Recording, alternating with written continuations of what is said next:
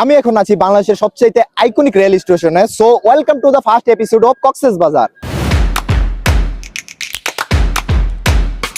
যাই হোক, আমাদের কক্সবাজার জার্নি শুরু হয় ট্রেনে কাচ্চি খেয়ে, আর সারা রাত চলে গান বাজনা, যেহেতু পুরো বগিটাই আমাদের জন্য রিজার্ভ ছিল।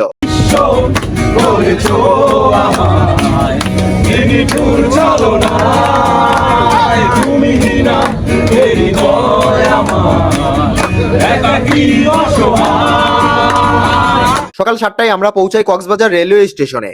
ভাই কি জোস একটা রেল স্টেশন! ঠান্ডা ঠান্ডা পরিবেশ, রেল স্টেশনের সৌন্দর্য ও বুড়ের কুয়াশা মাখা রাস্তায় চাঁদের গাড়িতে চড়া, এক কথায় শুরুটাই ছিল মনকে শীতল করে দেওয়ার মতো। আমরা রেল স্টেশন থেকে চাঁদের গাড়ি দিয়ে আসলাম হোটেলে, আর এটা হচ্ছে হোটেল পল্লল। সো এখন চেক ইন করবো, তারপর দেখা হচ্ছে।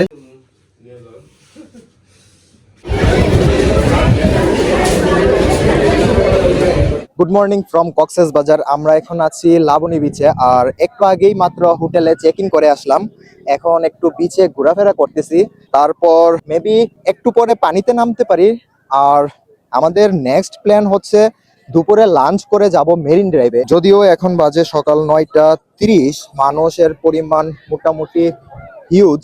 সময় বাড়ার সাথে সাথে হয়তোবা আরো অনেক বেশি মানুষ হবে।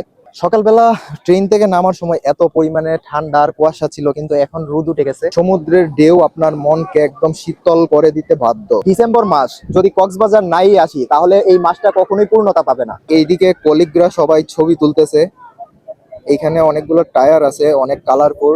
আপনারা চাইলে এই টায়ারগুলো নিয়ে পানিতে চাপ দিতে পারেন। তবে সমুদ্রের প্রকৃত মজা উপভোগ করা যায় অফ সিজন গুলাতে আসলে, কারণ তখন একদম জনমানব শূন্য থাকে। যদিও মেরিন ড্রাইভে গেলে জনমানব শূন্য সি বিচ পাওয়া যায়। আমরা লাঞ্চের পরে যাব সি বিচে। আসলে আপনি অনেক ধরনের মানুষ দেখতে পারবেন, যেমন এইখানে সবাই বন্ধু বান্ধব মিলে ফুটবল খেলতেছে, ওইদিকে ফ্যামিলি নিয়ে বা ফ্রেন্ডস নিয়ে অনেকে গোসল করতেছে, কেউ কেউ ছবি তুলতেছে, অনেকে অনেক ধরনের অ্যাক্টিভিটিস করতেছে। এইগুলা দেখলেই ভালো লাগে। ডিসেম্বর মাসের প্রায় শেষের দিকে, আজকে হচ্ছে 25 তারিখ। সি বিচে অনেক মানুষ, কারণ এখন হচ্ছে একদম ফুল সিজন। যদিও এখন সকালবেলা, তাই মানুষের পরিমাণ কিছুটা কম থাকলেও সময় বাড়ার সাথে সাথে মানুষের উপস্থিতি বাড়তেছে। হয়তোবা দুপুরের পরে কিংবা বিকেলে একদম উপচে পড়া ভিড় থাকবে। জিঙ্গালালা ও ও এতক্ষণ কিন্তু মূলত আসছিলাম শীতের কাপড় পরেই, তখন এত রোদ ছিল আর এত গরম লাগতেছিল। তো এখন আমরা হোটেল থেকে চেঞ্জ করে আসছি। সকালে যখন আসছিলাম তখন বাটা ছিল আর অনেক দূরে পানি ছিল। এখন জোয়ার আসতেছে, পানি অলরেডি একদম পাড়ের কাছে চলে আসছে।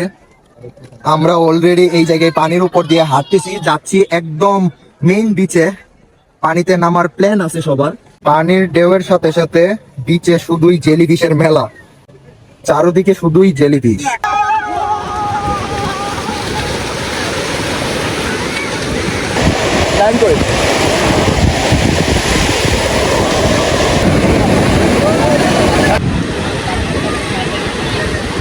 আমরা এখন আছি জলতরঙ্গ হোটেলের ঠিক সামনে, আর এইখানেই আমরা এতক্ষণ গোসল দিলাম সবাই মিলে।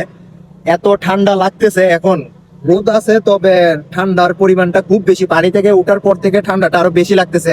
যাই হোক, এখন আমরা হোটেলে যাব, আবার সুইমিং পুলে গোসল করব। আমরা যখন সকালে আসছিলাম তখন পানি ছিল ঠিক ওই জায়গাটাতে, আর এখন অলরেডি এখান পর্যন্ত পানি চলে আসছে। আর একটু পরে পরেই চেয়ার গুলা পিছনের দিকে নিয়ে যাচ্ছে, কারণ পানি আগাচ্ছে একটু পর পর। এ পানি কি ঠান্ডা বেশি? হ্যাঁ, বেশি ঠান্ডা।